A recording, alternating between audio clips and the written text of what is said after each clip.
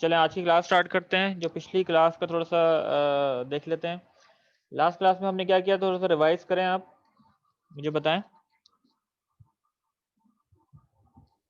Sir last class में हमने किया था पावर फ्लो इक्वेशन सीखी थी अच्छा, और एग्जाम्पल की थी ग्रिंगर से 1.1 एग्जाम्पल। ठीक। और पावर फ्लो इक्वेशन में देखा था कि अगर Q ग्रेटर देन 0 है तो इंडक्टिव पावर है और लेस देन 0 तो कैपेसिटिव पावर है। बाकी आपने बताया था कि अगर पॉजिटिव है तो हम किस मतलब फ्लो क्या लेंगे, पावर फ्लो क्या लेंगे अगर पॉजिटिव साइन है तो, सही और और नेगेटिव साइन है तो फिर हम किस तरह फ्लो लेंगे। सही। और आतिफ आप जरा रिव्यू करें थोड़ा सा। आतिफ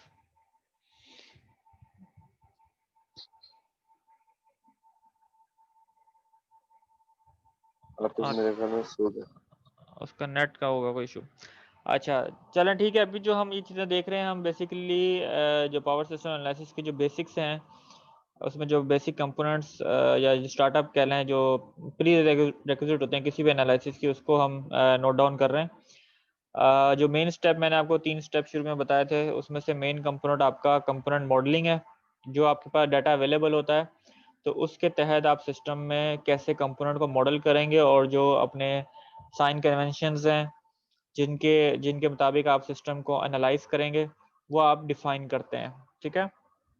तो लास्ट क्लास में हमने जो पावर फ्लो डायरेक्शंस की बात की थी कि लोड ओरिएंटेड डायरेक्शंस क्या होती हैं और जनरेटर ओरिएंटेड डायरेक्शंस क्या होती हैं, और अपनी कैलकुलेशंस में हम किस तरीके से इस साइंस को अडॉप्ट करेंगे, साइन कन्वेंशन को अडॉप्ट करेंगे। ठीक है। अगेन मैंने लास्ट क्लास में भी आपको बताया था, ये चीज़ें जो हम इम्पोर्टेंस रखती हैं when we use the power system analysis software. तो हर सॉफ्टवेयर अपने मुताबिक कन्वेंशन सिस्टम को अप्लाई करता है। जो बेसिक्स तो कन्वेंशन साइंस की साइन कन्वेंशन यही है। तो you only have to note down कि how this has been applied in any particular software. ठीक है। हम कोशिश करेंगे पावर फैक्ट्री जो सॉफ्टवेयर है उसके ऊपर इसको कैलकुलेशन वगैरह आपको परफॉर्म करके दिखाएं। अच्छा, आज की क्लास का जो डिस्कशन है, पहले स्टेज में हम डिस्कस करेंगे कि ट्रांसफार्मर जो मॉडल है, which is one of the main component of the power network, उसका जो मैंने आपको पिछली क्लास में मॉडल दिखाया था, ट्रांसफार्मर मॉडल, वो कैसे इम्पीडेंस मॉडल है, बेसिकली ट्रांसफार्मर इम्पीडेंस मॉडल है। उसमें हम किस किस तरीके के पैरामीटर को असाइन करेंगे based on the given data. Okay, यहाँ तक क्लियर है आपको बात? जी जी। ठीक है। अच्छा, दूसरी चीज़ ये कि मैंने आपको क्या बताई थी, इसमें जो डाटा है, फॉर एग्जांपल सॉरी, इसके जो फार्मूले हैं, एक मिनट। अच्छा, लास्ट क्लास में मैंने आपको इनके फार्मूले वगैरह भी बता दिए थे ट्रांसफार्मर के। ठीक है। और अब उन्हीं फार्मूलों को यूज़ करके हम जो है इसके जो मॉडल है ट्रांसफार्मर मॉडल, उसको अडेप्ट करेंगे। ठीक है। सर वही बेसिक फॉर्मूला ना, क्योंकि लास्ट क्लास में सर लेटर टाइम की तो बेसिक फॉर्मूला ना, अगर बेसिक है तो फिर रिपीट रिव्यू जी जी, ना करें मैं अगर नहीं है। बता देता हूँ। मैंने यहाँ पे रिव्यू किए थे, ये तमाम फार्मूलेज यहाँ लिखे हुए हैं। अभी इसको अप्लाई करेंगे तो आपको थोड़ा और क्लैरिटी आ जाएगी। सही सही सही सही। ठीक है। ठीक है सर। तो फॉर एग्जांपल मैं दोबारा रिपीट कर देता हूँ आपको। ये हमारे पास पूरा ट्रांसफार्मर मॉडल था। ठीक है। अब इस ये इम्पिडेंस मॉडल है। अब इस इम्पिडेंस के रेजिस्टेंस, रिएक्टेंस, जो प्राइमरी साइड, सेकेंडरी साइड और जो कोर लॉसेस हैं, उनके पैरामीटर हमने फाइंड आउट करने हैं। तो these are some formulas for that. Transformer ratio वगैरह, करंट का रेशियो, सेकेंडरी साइड है तो किस तरीके से कैलकुलेशन होगी, इसी तरह तरीके से इम्पिडेंस का है। And then we have some rated power, apparent power, voltage transformation ratio, again percentage impedance क्या होगी, percentage resistance, we have formula for this. Rated impedance किसको कहते हैं, percentage no load current, rated voltage in current. अब इन चीज़ों को हम यूज़ करेंगे तो these are the detail parameter. So अभी आप कैलकुलेशन करेंगे तो आपको समझ आ शायद जाएगी। हमने ये सॉरी, पढ़े हुए हैं, लेकिन शायद ये मैंने पढ़ा हुआ है, लेकिन वो नोटेशंस दूसरी हैं शायद इसमें। जी इस जी वजह से वो रिवाइज नहीं हुआ। अभी चले वो कैलकुलेशन में समझ आ जाएगी, हो सकता है। जी जी अभी एप्लीकेशन करेंगे तो समझ आ जाएगी आपको, ठीक है। सही सही। अच्छा ये तकरीबन हम 4 एक्सरसाइज करेंगे इसकी आज, 3 से 4। तो मेरी रिकमेंडेशन ये है कि आप साथ साथ इनको इसकी कैलकुलेशन परफॉर्म करें, ठीक है। सो पहले एक्सरसाइज जो है हमारे पास, we have a 2 winding transformer, this is a 3 phase transformer, okay. We always calculate 3 phase, okay, but it's a 2 winding transformer. 2 winding means the primary side and the secondary side winding, okay. These are the rated voltages. Whenever we write like this means जो conventions है writing का कि सबसे पहले जो higher voltage primary side होगा and the lower voltage is the secondary side. ये मैंने लास्ट क्लास में भी बताया था कि how do we define the primary side कौन सी है, secondary side कौन सी है।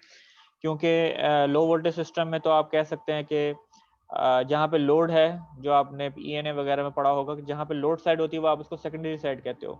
लेकिन ट्रांसमिशन सही लेवल पे या मीडियम वोल्टेज सिस्टम के ऊपर ये डेफिनेशन एप्लीकेबल नहीं, क्योंकि लोड तो आपका किसी भी साइड हो सकता है।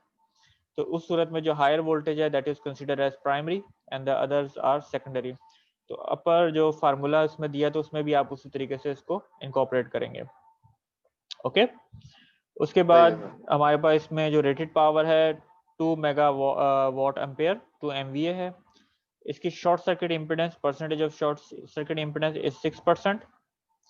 And then we have a copper losses is about 16 kilowatt. तो कॉपर लॉसेस से बेसिकली हम क्या चीज कैलकुलेट कर सकते हैं, the resistance of a wire. यहाँ पे एक सही चीज नोट करें, यहाँ मैंने लिखा neglect the core losses in both problem. तो इसमें हम जो ट्रांसफार्मर को है आइडियल ट्रांसफार्मर, आइडियल तो नहीं है लेकिन इसमें हम जो कोर के लॉसेस हैं, जो ब्रांच आपके पास पैरेलल में आती है, इसको हम नेग्लेक्ट कर देंगे। तो ये वाला पार्ट नेग्लेक्टेड होगा, this is a core losses. तो यहाँ आपके पास इम्पिडेंस है प्राइमरी साइड वायरिंग की और ये इम्पिडेंस आपके पास सेकेंडरी साइड वायरिंग की, ठीक है। और ये आपके पास टर्न रेशियो यहाँ पे आ जाएगा। So this would be its equivalent transformer model and then we will calculate this value, okay। तो थोड़ा सा बताएं हम, सबसे पहला फर्स्ट स्टेप क्या होगा। सर पहले तो रेजिस्टेंस कैलकुलेट करेंगे। सबसे पहले हम कैलकुलेट करेंगे इम्पिडेंसेस, पहले हाँ कैलकुलेट मतलब करेंगे वही इम्पिडेंस, इम्पेडेंस सही ठीक है। सही। क्योंकि ये जो इम्पिडेंस है इसमें दोनों पार्ट है, रियल पार्ट भी है और इमेजिनरी पार्ट, दोनों पार्ट इमेजिनरी मिलेंगे, पार्ट दिया। ठीक सही है। सही। This is the value of Z। जी आतिफ, आपको आवाज आ रही है इस वक्त? आतिफ आप ऑनलाइन है कि नहीं?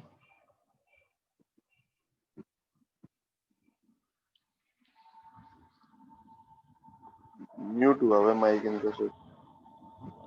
जी सर, जी आवाज आ रही है, मैं जी ऑनलाइन। आपको समझ आ रही है? आप माइक ऑन रखें ना, थोड़ा कन्वर्सेशन में इन हो, ठीक जी है। जी सर, ऑन है माइक मेरा। जी जी ठीक है, तो सबसे पहले हम फार्मूला कौन सा अप्लाई करेंगे, we have a percentage of impedance. Sir ये 6% क्या है, ये इम्पीडेंस है। इम्पिडेंस ऑफ द वाइंडिंग, मतलब जो आपके सही पास मॉडल, जो दो कंबाइंड मॉडल जो है, रेजिस्टेंस और सॉरी प्राइमरी साइड की वाइंडिंग और सेकेंडरी साइड की वाइंडिंग, टोटल इम्पिडेंस होती है, ठीक है। सही। तो ये वाली वायरिंग की है इसके। तो इसमें आपके पास क्या आ जाएगा, एक तो सबसे इम्पिडेंस, परसेंटेज ऑफ सर, एक इम्पिडेंस थोड़ी सी डिवाइडेड बाय, बात आपसे क्लियर करनी थी। ये आपने कोर लॉसेस इसमें आपने कहा इसमें नेगलेक्ट किए हैं, तो सर ऐसा तो हमें आइडियल ट्रांसफार्मर होता है, ये थोड़ा सा डिफाइन कीजिएगा। नहीं, कोर जो ट्रांसफार्मर के जो कोर लॉसेस होते हैं वो आप डिपेंड करता है ट्रांसफार्मर के साइज के ऊपर और उसकी एप्लीकेशन के ऊपर, वो कहाँ अप्लाई कर रहा है। जो लो पावर होते हैं उसमें लॉसेस, उसमें जो कोर लॉसेस होते हैं आप उसको निगलेक्ट कर सकते हैं, क्योंकि अगली जो 2 एग्जांपल्स हैं उसमें आपको पता चलेगा जो कोर लॉसेस है वो डायरेक्टली प्रोपोर्शन है वोल्टेज के, ठीक है। तो जब वोल्टेज इतना ज़्यादा होगा उस सूरत में उसका इम्पैक्ट उस पे सिस्टम के ऊपर ज़्यादा आएगा। तो यहाँ पे अगर आप देखें लो वोल्टेज आपके पास है और आपके पास पावर भी लो है, तो इस सूरत में जो कोर लॉसेस हैं that would be a little bit negligible, okay. तो sir but you can clear अभी कि हम मोल। also consider them, it depend on your ji ji study, okay। जी जी यहाँ जी तक क्लियर। चलें इसको साथ साथ परफॉर्म करें। अच्छा यहाँ पे जो साइंस जो सॉरी क्या कह सकते हैं वेरिएबल की एब्रीविएशन इस्तेमाल की है, यहाँ PS का मतलब है primary and secondary, primary side. इसका मतलब दोनों अच्छा इसमें शामिल है। और यहाँ 10 का मतलब ये है कि ये हम रेफर कर रहे हैं 10 हाई वोल्टेज साइड की तरफ, इस तरफ। सही सही प्राइमरी सही। इम्पीडेंस आप उसको 10 kV की साइड भी रेफर कर सकते हैं, और you can also refer them at 0.4 kV side as well. तो किस तरीके से वो चीज़ें चेंज करेंगे, यहाँ पे आपके पास 6% आ जाएगा। ओके, अगर आप इसको 10 kV की साइड अगर आप इसको रेफर करें, then you have to use the rated voltage of primary side. इस चीज़ को नोट करेंगे, यहाँ पे जो रेटेड वोल्टेज है, इट इज़ आल्सो पॉसिबल कि nominal voltage are not the same, it could different. For example यहाँ पे जो बस बार है या नेटवर्क है, उसके जो नॉमिनल या रेटेड वोल्टेज है वो 10 kV है, लेकिन यहाँ पे जो आपने ट्रांसफार्मर लगाया है उसके रेटेड वोल्टेज है 10.5। So these are the rated voltage, not the nominal voltage. जो एक्चुअल वोल्टेज आ रहे होंगे हो सकता है वो 10 kV हो। ओके, सही सही सही सही। तो जो इसकी इम्पिडेंस होती है वो उसकी रेटेड वोल्टेज के ऊपर, रेटेड पैरामीटर के ऊपर होती है rather than nominal parameter. Okay, तो इसी तरीके से यहाँ पे जो R और T की एब्रीविएशन है, this is also stand for rated transformer power. Okay, so सही you है। have a voltage and then you can square them divided by the rated power. Okay, so you will get the value of 3.008 ohm. यहाँ पे clear कीजिएगा, जब impedance की जो precision है, whenever you consider in your calculation, so take at least 3 precision, ठीक है sir. क्योंकि ये बहुत छोटी इम्पिडेंसेस होती हैं, तो इसका इम्पैक्ट जो होता है सिस्टम के ऊपर सिग्निफिकेंट होता है। सही। इसी तरीके से अगर आप इसी इम्पिडेंस को अगर 0.4 kV सिस्टम अगर सेकेंडरी साइड की तरफ रेफर करना चाहेंगे, so you will calculate like this, so you have the same percentage of impedance and divided by the rated voltage of that side, S divided sir by ये formula वो है ना, the B square parameter। Upon R formula ना। तो इसका formula आपके पास, जो फार्मूला मैंने लास्ट टाइम बताया था, जो परसेंटेज ऑफ इम्पिडेंस जो स्मॉल इम्पिडेंस है, या इसको आप कहें UKR इनटू रेटेड वोल्टेज का स्क्वायर और रेटेड पावर, ऑब्वियसली यहाँ पे डिवाइडेड बाय 10 है, 100 है सॉरी। अब ये डिपेंड करता है आप किस साइड को आप रेफर कर रहे हैं। प्राइमरी साइड होगा तो प्राइमरी साइड का वोल्टेज, और अगर सेकेंडरी साइड होगा तो सेकेंडरी साइड का वोल्टेज। ओके, सो इस सूरत में आपके पास जो इम्पिडेंस निकलेगी, total impedance, that would be 5.293 milli ohm. Okay, points में आ रही है। ऑब्वियसली यहाँ पे हमारा पास ट्रांसफॉर्मेशन रेशियो क्या होगी,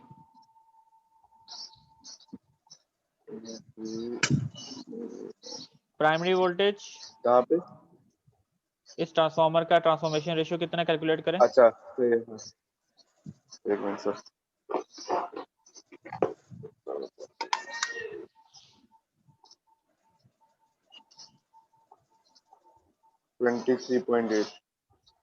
तो 10.5 डिवाइडेड बाय 0.48 ऐसे किया 0.48, ठीक है। तो 25 कितना आ रहा है आपके पास 25। इसको इससे डिवाइड करें स्क्वायर से, 25 का स्क्वायर ले लें, 25 का स्क्वायर लें और 3.302 को उससे डिवाइड कर दें। क्या कैलकुलेट करने के लिए? आप अच्छा, वो कैलकुलेट करके रेफर वैल्यू करने के बता, लिए। हाँ उसका।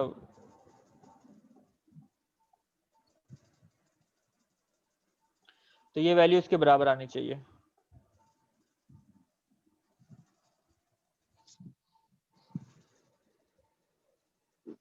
है 5.2928 मिली ओम। सही, वो सेम वैल्यू आ गई। सही सही।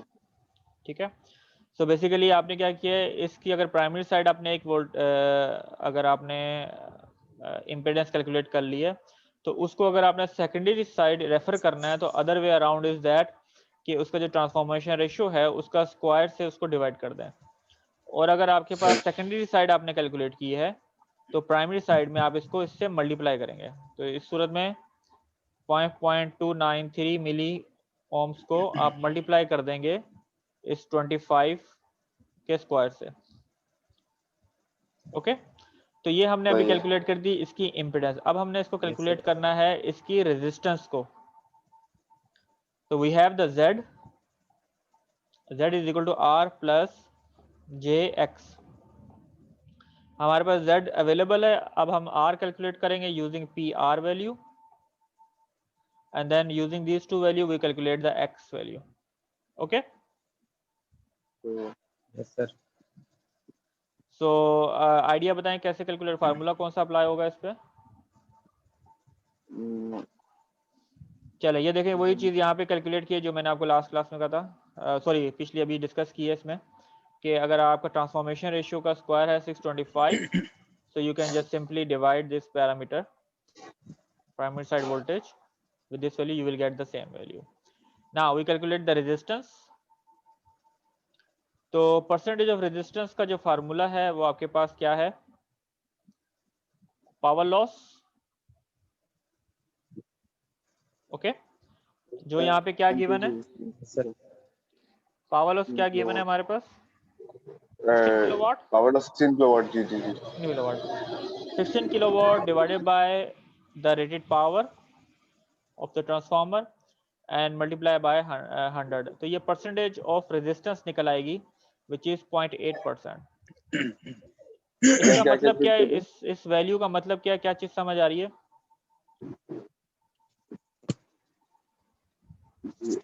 आरपीएस क्या है? मतलब इस फार्मूले से हमें क्या चीज क्लियर आ रही है, जो लॉसेस होते हैं ये मैक्सिमम लॉसेस बताए गए हैं कि अगर आपके पास ट्रांसफार्मर की वायरिंग है, मैं उसको सिंपल टोटल वायरिंग को आर कह रहा हूँ, रेजिस्टेंस जो है इसकी टोटल, तो इसमें अगर जी जी रेटेड पावर फ्लो होगी, ये बेसिकली रेटेड करंट होगा, ठीक है, जो पावर पे डिपेंड सही। करती है, जाहिर सी बात है। तो उस सूरत में कितनी पावर डेसिपेट होगी, that would B this one. अच्छा, मतलब 0.8% होगी। 0.8% होगी उस टोटल पावर के, जो ट्रांसफार्मर की रेटेड पावर है उसके 0.8% होगी अगर रेटेड पावर सिस्टम में से फ्लो होगी। तो ये लॉसेस बता रहा है कि ट्रांसफार्मर के फुल लोड लॉसेस क्या हैं, एक्टिव पावर। ओके, जी सही। यहाँ तक क्लियर है। तो अब इस परसेंटेज ऑफ रेजिस्टेंस को हम यूज करके उसकी रेजिस्टेंस की वैल्यू कैलकुलेट कर सकते हैं using this formula. So we have a ये सॉर्ट ऑफ परसेंटेज लॉसेस है, राइट? हाँ, ये sort of percentage of losses आ गया जो कि परसेंटेज ऑफ इम्पीडेंस को भी रेफर करेगा। ओके, तो इस सूरत में आपके पास जो आरपीएस की वैल्यू है 0.8%, so divided by 100 you will get 0.08. Again, if you want to refer them at the primary side, so you will use the 10.5 kVA voltage and then you square them. तो आपके पास जो transformer की जो resistance की value निकलेगी वो that would B 0.441 ओम। ठीक है, so this is the total resistance at 10 kV side. Now again if you have to calculate the reactance, जो मैंने आपको बताया था Z is equal to R plus JX, तो इसके जो मैग्नीट्यूड का फार्मूला क्या होगा, Z square is equal to R square plus X square. तो इससे हम X की वैल्यू निकाल सकते हैं, वही फार्मूला यहाँ पे लिखा है। तो आपके पास फार्मूला हो जाएगा X square is equal to Z square minus R square. So here you have the resistance, impedance, and then here you have a resistance. And again, we refer them at 10 kV side. So इस सूरत में हमारे पास value क्या निकलेगी, 3.27 ओम। तो अच्छा, इसको अगर हमें सेकेंडरी साइड पे देखना हो तो हम इसको लाइक तो आप ये सेकेंडरी साइड की इम्पीडेंस, जी जी, तो फिर आप ये सेकेंडरी साइड की इम्पिडेंस लेंगे और फिर सेकेंडरी साइड की रेजिस्टेंस लेंगे। अदर वे अराउंड आप x को डिवाइड कर दें 625 25 से। से जी एग्जैक्टली, सही सही 25 स्क्वायर से मतलब हाँ 25 का स्क्वायर 625 होगा ना, सही सही सही तो सेम फार्मूला है। तो ये जो 10 की तरफ आपने रेफर की है वो आप रेफर कर दोगे 0.4 की तरफ। ओके सही सही सही सर एक मिनट सर यही चीज यहाँ पे कैलकुलेट की गई है, ठीक है। नेक्स्ट जी स्टेप जी में जी मैंने आपको यहीं पे क्लियरिटी की है कि जो इम्पिडेंस आपके पास प्राइमरी साइड है उसको आप 625 से डिवाइड करें, you will get the value of 0.706 milliohm and then the reactance would be 5.245 milliohm. तो अब इसका जो इम्पिडेंस मॉडल क्या बनेगा, अगर आप कंबाइन रेफर करना चाह रहे हैं प्राइमरी साइड, तो you have a resistor and then you have two windings 3.308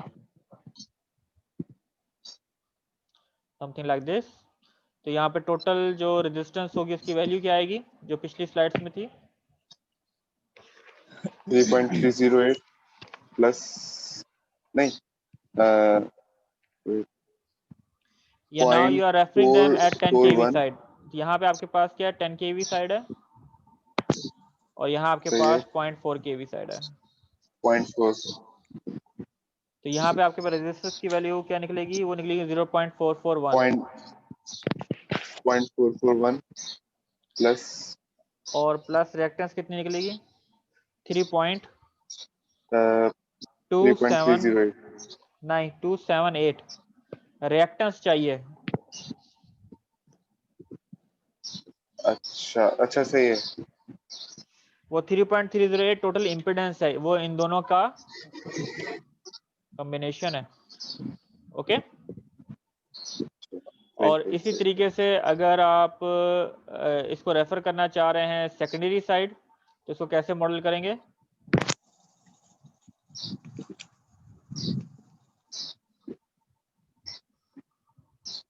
then you will refer like this, then you have a 10 kV side over here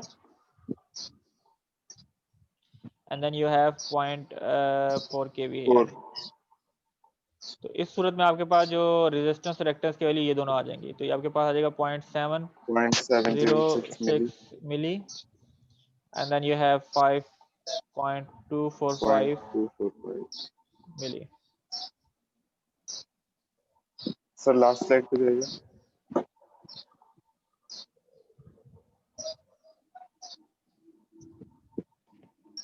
कौन सी पिछली स्लाइड की बात करो, जी जी जी यार ये आपके इको आ रहा है पीछे से शोर माइक का अशोक। मेरे अच्छा सर एक्चुअली ये अक्सर ऐसा ही करते हैं सर। है अशरफ क्या साहब कहते हैं अक्सर भूल जाते हैं सर म्यूट करना, ये ऐसा ही करते हैं। अच्छा नहीं भाई मैं सर नहीं गए माइक ऑन रखो भाई डिस्कस करूँ चलो समझ आ गई बात, यहाँ तक कैलकुलेशन जी समझ सर आई है। जी जी सर तो यहाँ पे दो तीन चीज़ें हमें समझ आ गई कि यहाँ पे इम्पिडेंस की वैल्यू और मेन चीज़ आपके पास है कि जो लॉसेस अगर आपके पास फाइंड आउट करने हैं तो वो आपके लॉसेस पर चलते हैं रेजिस्टेंस की वजह से, ठीक है।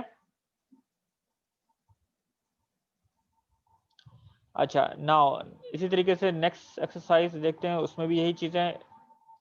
अगर आपके पास यहाँ पे जो पैरामीटर आपके पास गिवन थे वो गिवन थे rated voltages, power, impedance and losses, ठीक है। उसके बाद अगर आपके पास गिवन हो फॉर एग्जांपल लाइक दिस, यहाँ आपके पास अगेन वोल्टेजेस गिवन है, rated power, short circuit impedance and now it is given short circuit resistance, ठीक है। So we can adopt the same formula or procedure to find out the impedances of the transformer.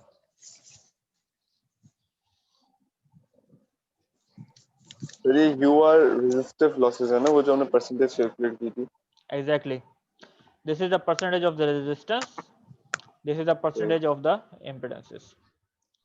तो इसको कैसे follow up करेंगे,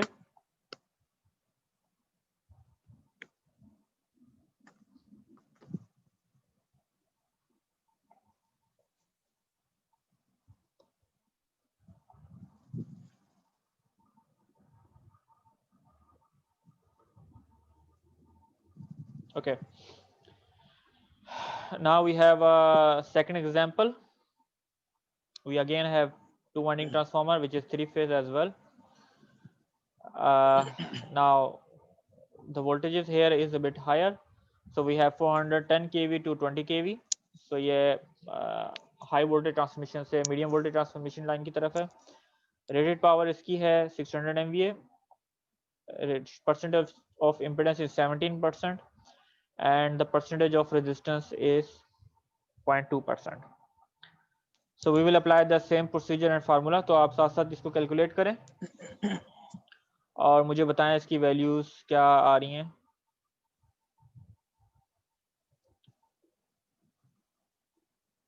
इसको जरा verify करें साथ में.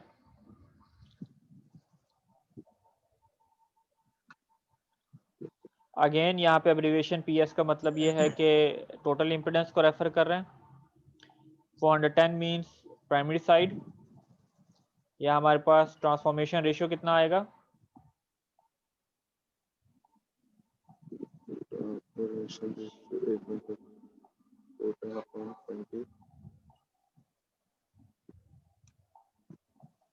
20.5. 20.5. Well,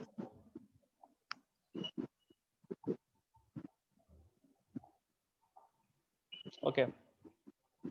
So if we have to refer this impedance at primary side, then we will use 410 kV. तो इस सूरत में हमारे पास जो इम्पिडेंस आ रही है that is 47.628 ओम. और अगर हम 20 kV की तरफ टोटल इम्पिडेंस कैलकुलेट करें तो हमारे पास आ रही है 0.113. Again you can yes, verify. यही आ रही है. ठीक है, again you can verify this parameter like 47.628 divided by 20.5 का स्क्वायर. तो ये वैल्यू Yes, sir. कोरस्पॉन्ड करे दिस वैल्यू को. Yes, sir, यही आ रही है. सो 0.113 ओम आपके पास आ जाएगी. Now we have to calculate the resistance. So here we do the same thing. को राउंड ऑफ कर दिया 0.5 बेसिकली 10 आएगा आपके पास. ओके. तो आपके पास जो impedance है that is also 0.113 milliohm. Now again we talk about the resistance. So here percentage of resistance is given 0.2%. So this is 0.02 002. Again this is the primary side, and then we have a value of 0.560. This is the resistance if you refer them at 410 kV side, and the reactance can be calculated with the same formula like x square is equal to z square minus r square.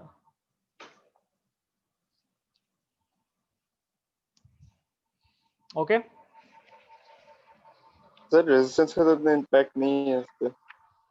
हाँ, अब यही चीज़ हम यही चीज़ note कर सकते हैं. Almost इसकी जो रेजिस्टेंस है हायर वोल्टेज की तरफ अगर आप देखें तो आपके पास जो इसकी जो कॉपर की जो रेजिस्टेंस की वैल्यू है वो इतनी सिग्निफिकेंट नहीं है. नहीं है. तो नॉर्मली हाँ नॉर्मली आपकी रिएक्टेंस जो है वो इक्वल हो जाती है उसके. सर लेकिन हम लोग नेग्लेक्ट तो नहीं कर सकते ना. इस सूरत में आप नेग्लेक्ट कर सकते हैं उसको. तो 47.628 है. 628 आ रहा है. हाँ. ठीक है. और यहाँ पे 47.625 है. This is almost negligible. Neglect कर सकते हैं आप इस केस में.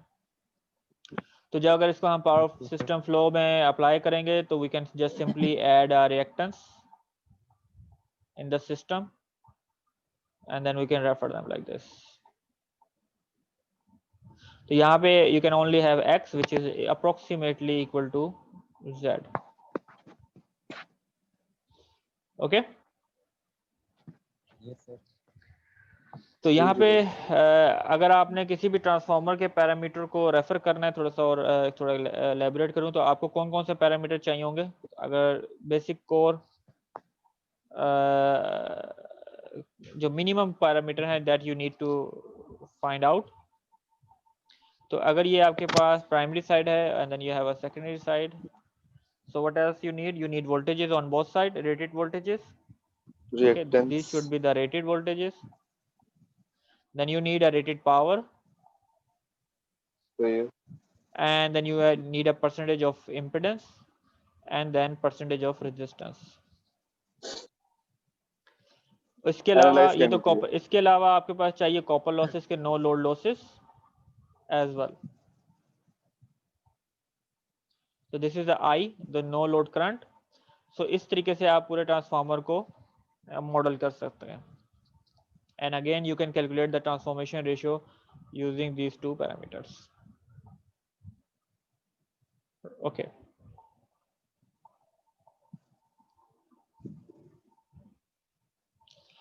ये हमने दो प्रॉब्लम सॉल्व की जिसमें हमने नेग्लेक्ट किया है कोर लॉसेस के प्रॉब्लम्स को, उसको हम कैसे कंसीडर नहीं करते. तो अभी जो नेक्स्ट एग्जांपल होगी उसमें हम ये नोट डाउन करेंगे कि 3 वाइंडिंग ट्रांसफार्मर अगर आपके पास है तो उसको इम्पीडेंस के फॉर्म में कैसे रिप्रेजेंट करना है या उसको कैसे उसकी पैरामीटर को कैलकुलेट करना है. 3 वाइंडिंग ट्रांसफार्मर से मुराद ये है कि ये 3 फेज ट्रांसफार्मर तो है, this is also a 3 phase, but it has 3 winding, means at a primary side, this is secondary side, and then this is terrestrial side.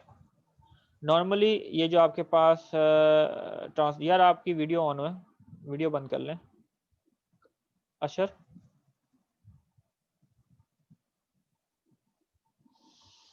इसमें ये होता है आपके पास जो डिस्ट्रीब्यूशन सिस्टम होता है पावर प्लांट का, तो वहां पे आपके पास एक मेन बस होती है and then here you use 3 windings transformer over there. तो नॉर्मली ये वहां पे अप्लाई किया जाता है. ओके. अच्छा, इसमें जो पैरामीटर गिवन होते हैं, अभी ये सेशन एंड हो जाएगा 2 मिनट के बाद, तो यहाँ सिर्फ आपको प्रॉब्लम में एक्सप्लेन करूंगा, फिर दोबारा आप रिकनेक्ट करेंगे, then we will solve this. तो इसमें जो हमारे पास पैरामीटर गिवन है that is like primary side voltage, so it is always starting with primary side 20 kV, और जो सेकेंडरी साइड के जो वोल्टेज होते हैं वो तकरीबन आपके दोनों साइड सेम होते हैं, which is 10.5 and 10.5 kV in this example. Okay, तो यहाँ आपके पास 20 kV है, यहाँ आपके पास 10 kV या 10.5 kV जो रेटेड वैल्यू की बात करें, and then here is also 10.5 kV. जो रेटेड पावर है 90 MVA का जो मतलब है, इसका मतलब है जो प्राइमरी साइड पे जो पावर डिलीवर हो सकती है वो 90 MVA है, और तकरीबन in most of the cases में आपके पास जो पावर है सेकेंडरी और टर्शियल साइड में इक्वली डिवाइड होती है. तो 45 would be at secondary side and 45 would be at tertiary side. Okay, यहाँ तक बात क्लियर है? जी sir. Again we need a percentage of impedance and then percentage of resistance. इस चीज को देखें, ये थोड़ा चीजें एक्सप्लेन करने के लिए जो पिछली एग्जांपल में थी वो टोटल को रिप्रेजेंट करती हैं. यहाँ पे जो 11 kV जो डिफाइन की जाती है दैट